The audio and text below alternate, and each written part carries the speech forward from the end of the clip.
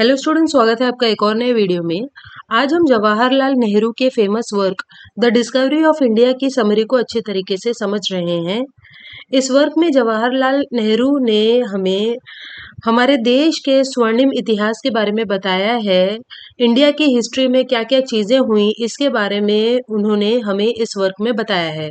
तो चलिए अब हम लोग इसका इंट्रोडक्शन देखते हैं और उसके बाद फिर समरी को अच्छी तरीके से समझते हैं। ये जो बुक है द डिस्कवरी ऑफ इंडिया, ये जवाहरलाल नेहरू ने लिखी थी, जो कि इंडिया के पहले प्राइम मिनिस्टर थे। और जैसे मैंने आपको बताया, इसमें उन्होंने इंडिया के पास्ट के बारे में हमें बताया है। The book is written over a period of 5 months. 5 महीनों में उन्होंने इस बुक को कंप्लीट किया था, जब वो अहमदनगर फोर्ट में इम्प्रिजन्ड थे, यानी जब उन्हें जेल में डाल दिया गया था। अहमदनगर फोर्ट में बंद कर दिया गया था 1946 में। और इस बुक में 10 चैप्टर्स हैं जिन्हें कंटिन्यूसली नरेट किया गया है। और हिस्टोरिकल फैक्ट्स को यानी हिस्ट्री को क्रोनोलॉजिकली बताया गया है, यानी जो चीज़ पहले हुई वो पहले, जो चीज़ बाद में हुई वो बाद में। और इस वर्क में इंडिया का एक बहुत ही सुंदर दृश्य दिखाया गया है, ब्यूटीफुल पर्सपेक्टिव दिखाया गया है इंडिया के सुनहरे पास्ट के बारे में और प्री इंडिपेंडेंस एरा के बारे में, यानी जब इंडिया को आज़ादी नहीं मिली थी उसके पहले का टाइम कैसा था, ये सब इसमें बताया गया है। और जो पहली एंट्री इस बुक में की गई है वो 13 अप्रैल 1944 को अहमदनगर फोर्ट में उन्होंने पहली एंट्री की थी, जब ऑलरेडी वो 20 महीनों से वहां पर कैद थे। This is also the period when the Indian national Congress was declared illegal. तो ये एक ऐसा दौर था जब इंडियन नेशनल कांग्रेस को इलीगल करार दे दिया था और बहुत सारे जो फ्रीडम फाइटर्स थे उनको ब्रिटिश ने जेल में बंद कर दिया था। अब चलिए हम लोग इस वर्क की समरी को और अच्छे तरीके से समझते हैं। तो इस बुक के जो शुरुआती पेजेस हैं उसमें नेहरू ने अपनी वाइफ के बारे में बताया है कि कैसे उनकी वाइफ काफ़ी बीमार रहती हैं और इसीलिए यूरोप में उनकी देखभाल की जा रही है, उनका ट्रीटमेंट चल रहा है। और करीब 40 पेजेस के बाद फिर नेहरू जो हैं वो इंडिया की हिस्ट्री बताने लग जाते हैं, इंडस वैली सिविलाइजेशन के बारे में, फिर कैसे बुद्धिज्म आया, हिंदुइज्म आया, मुगल्स आए, इस्लाम, और उसके बाद फाइनली ब्रिटिश इंडिया पीरियड किस तरह से है फिलहाल, ये उन्होंने अपनी बुक में बताया। Nehru credits is travel. वो कहते हैं कि उन्होंने बहुत ज़्यादा ट्रैवल किया है, खासतौर पे इलेक्शंस के टाइम पे, जब असेंबलीज होती थी 1937 में, और इसीलिए उन्हें इतनी ज़्यादा डीप नॉलेज है हमारे देश के बारे में, देश के लोगों के बारे में। फिर वो हिंदुइज्म के बारे में बताते हैं कि कैसे ये जो हिंदू वर्ड है वो हमारे एंशंट लिटरेचर में, पुरानी बुक्स में कहीं पे भी नहीं आता है। तो ये जो पहला रेफरेंस है हिंदू वर्ड, जो पहला रेफरेंस मिलता है किसी इंडियन बुक में, तो वो एक तांत्रिक वर्क में मिलता है। 8th सेंचुरी का एक वर्क है, उसमें मिलता है, where Hindu meant a people, जहाँ पे हिंदू का मतलब लोग है, not the followers of a particular religion. उसका मतलब किसी एक धर्म को मानने वाले लोग नहीं, उसका जस्ट मतलब था लोग। हिंदुइज्म वॉज एक्चुअली आर्य धर्म, हिंदुइज्म को आर्य धर्म कहा जाता था। He traces the revival of Hinduism to the foundation of early Vedanta. तो वो कहते हैं कि किस तरीके से हिंदुइज्म को रिवाइव किया गया, शंकराचार्य ने रिवाइव किया और अपनी वेदांत फिलोसफी दी, जिसे अद्वैत वेदांत या नॉन डुअलिस्ट वेदांत कहा जाता है। According to him it was this philosophy which represented the dominant outlook of Hinduism. तो नेहरू बताते हैं कि कैसे शंकराचार्य की ये जो फिलोसफी है, अद्वैत वेदांत जिसको कहा जाता है, यही हिंदुइज्म का बेस है, डोमिनेंट आउटलुक है। और ये प्योर मोनिज्म, यानी कि एक आत्मा, आत्मा एक है, और कैसे हमें आत्मा यानी जो परमात्मा है उन पर हमें यकीन होना चाहिए, ये उन्होंने बताया। The only ultimate reality was the metaphysical sense of the Atman, the absolute soul. तो शंकराचार्य ने बताया कि कैसे बाकी सारी चीजें मिथ्या हैं, अगर कुछ असल में है तो वो है आत्मन, यानी कि आत्मा, परमात्मा ही सचमुच है, बाकी सब मिथ्या है। इस तरह से उन्होंने बताया और यही हिंदुइज्म का बेस बना।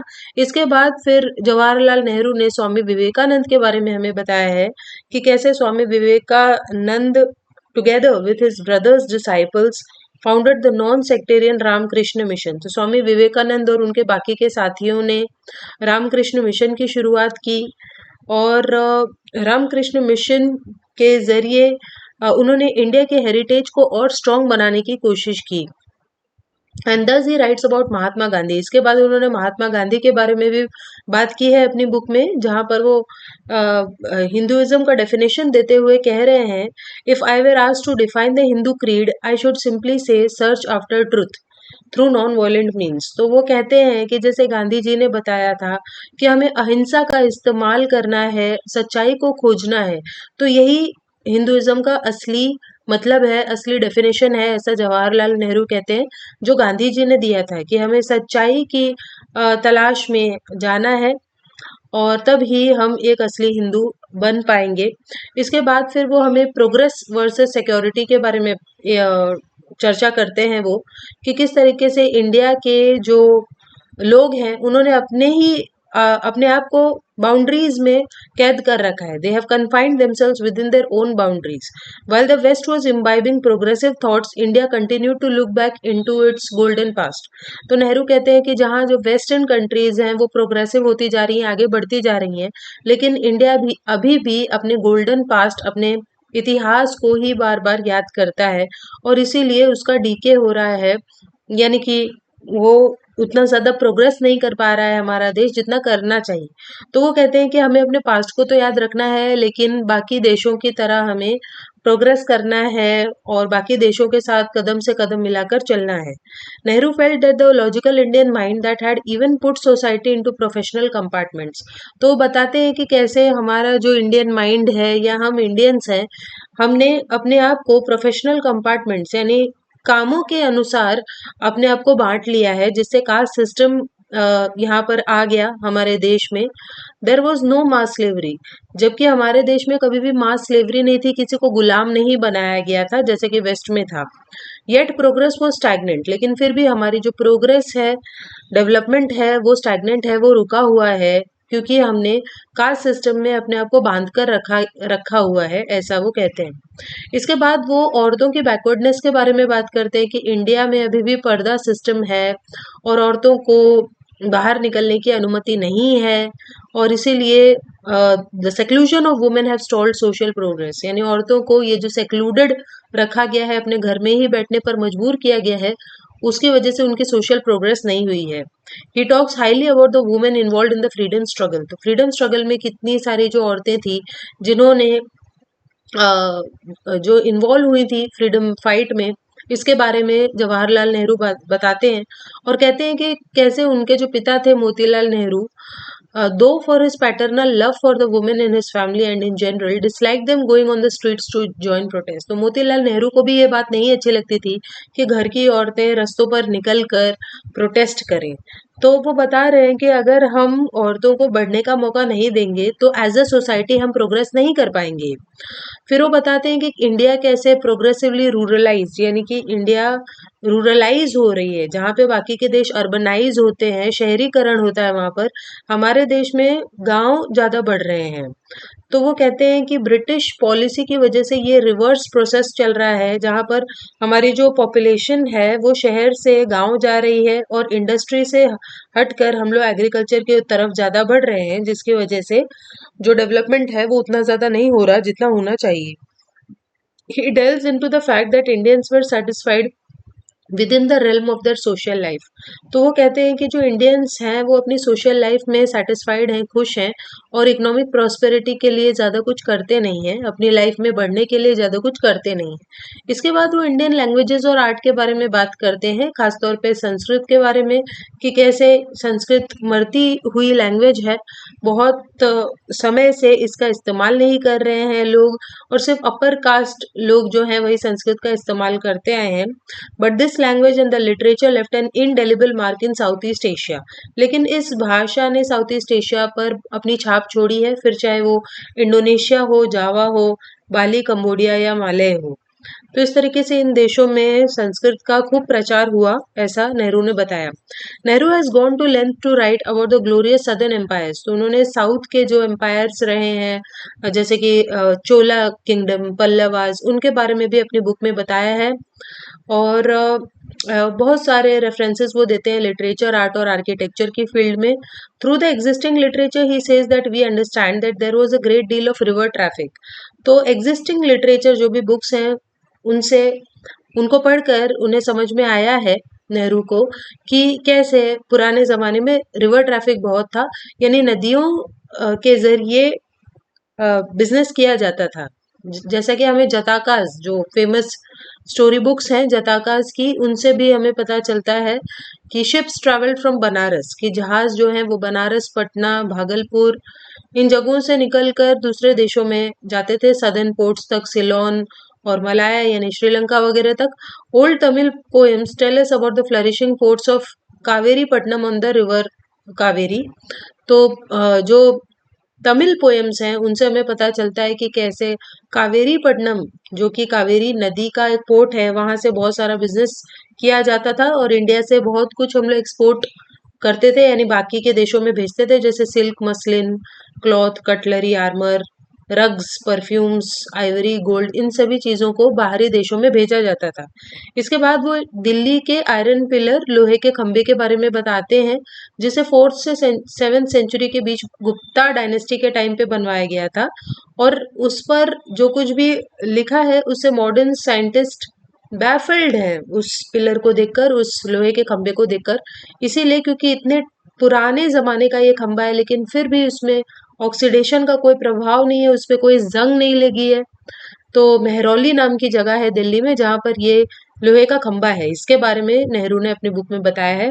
इसके बाद वो बताते हैं कि कैसे जब अलेक्जेंडर द ग्रेट जिसे कहते हैं, जब उसने हमारे देश पर इन्वेड किया, हमला किया, तब Indians had the advantages of war elephants. तब इंडियंस के पास हाथियों का एडवांटेजेस था जो दूसरे आर्मीज के पास नहीं था, यानी हम लोग हाथियों के जरिए भी लड़ाई किया करते थे।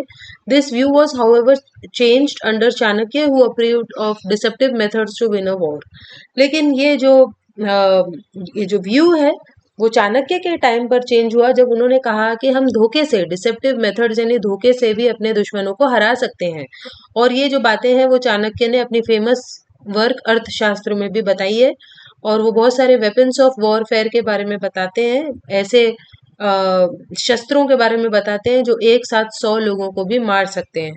इसके बाद फिर नेहरू अपनी बुक में मुगल्स के बारे में बताते हैं कि कैसे टर्किश इन्वेशन हुआ हमारे देश में, फिर अफगानिस्तान के लोग आए और उसके बाद टर्को मंगोलिया से लोग आए जिसे मुगल इन्वेशन कहा जाता है।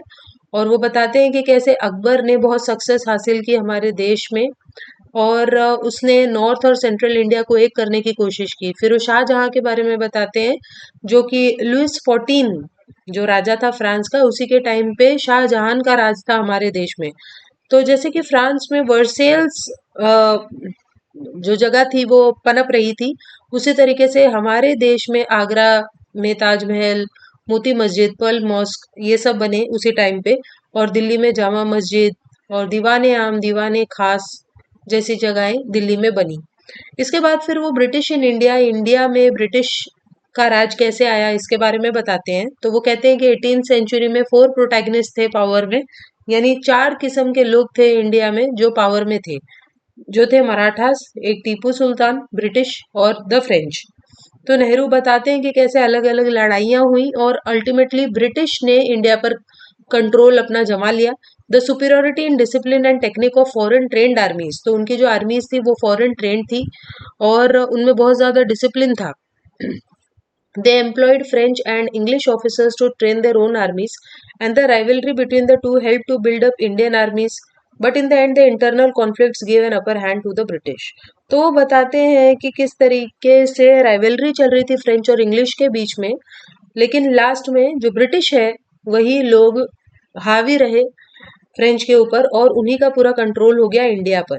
The British had strengthened the feudal lords, तो ब्रिटिश ने छोटे छोटे ऑफिसर्स फ्यूडल लॉर्ड्स को मजबूत बनाया, जो राजा वगैरह थे उनको मजबूत किया, जिनको उन्होंने एज मैनेज करने के लिए उनको रखा था।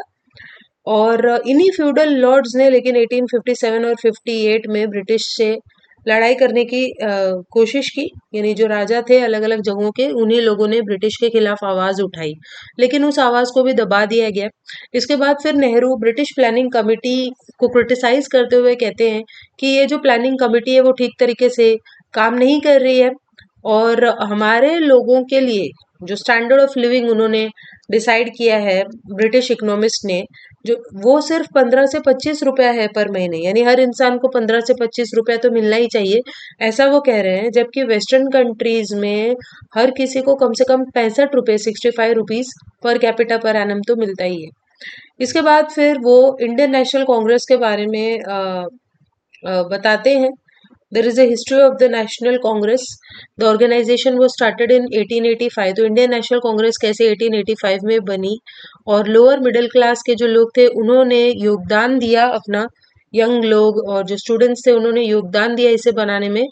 और नेहरू बताते हैं कि कैसे बाल गंगाधर तिलक ने एक एग्रेसिवनेस वो ले आए मूवमेंट में, एजिटेशंस में, और कैसे बाल गंगाधर तिलक ने दादा भाई नौरोजी को रिप्लेस किया। तो पहले दादा भाई नौरोजी हेड थे, प्रमुख थे इस संस्था के, लेकिन बाद में बाल गंगाधर तिलक इस मूवमेंट के हेड बने।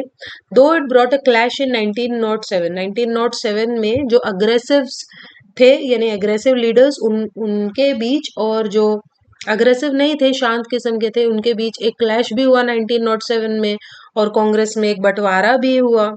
और जो कैसे जो एक्सट्रीमिस्ट लीडर्स थे, यानी जो एग्रेसिव लीडर्स थे, उन्होंने बाद में इस मूवमेंट को आगे बढ़ाया। Then Congress had become a dynamic organisation under Gandhi's leadership, और उसके बाद गांधी जी के लीडरशिप में ये जो कांग्रेस है वो बहुत आगे बढ़ती गई, और उसी के जरिए बाद में देश को आज़ादी भी मिली, ऐसा फिर नेहरू ने अपने वर्क में बताया है। सो आई होप आपको इस वर्क की समरी अच्छे तरीके से समझ में आ गई होगी। सो चलिए हम मिलते हैं नेक्स्ट वीडियो में, तब तक के लिए बाय।